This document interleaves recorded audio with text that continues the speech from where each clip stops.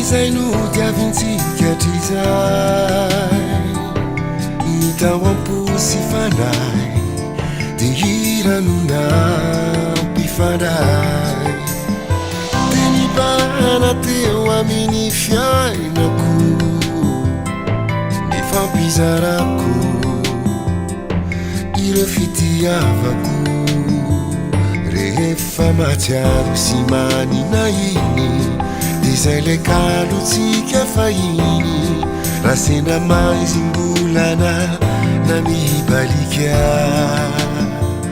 de teo ny hirantsika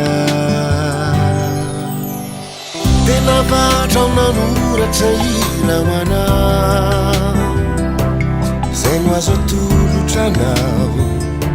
izay kono kely haiko atao faneriko mitsihotiny fambatafitany afatroiny raha voaraikitro tantara izay fambara soava tsara fambolirao iranao soanao famboly vetso ao ratoka sitraka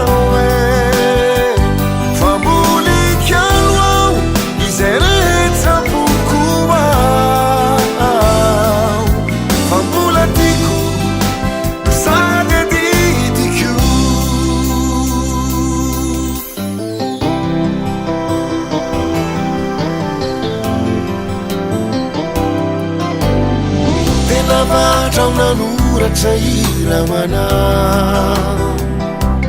zay no azo atolotranao izay kono kely haiko atao faneriko mitsihotsiny fambatafitany afatroiny raha voaraikitro tantara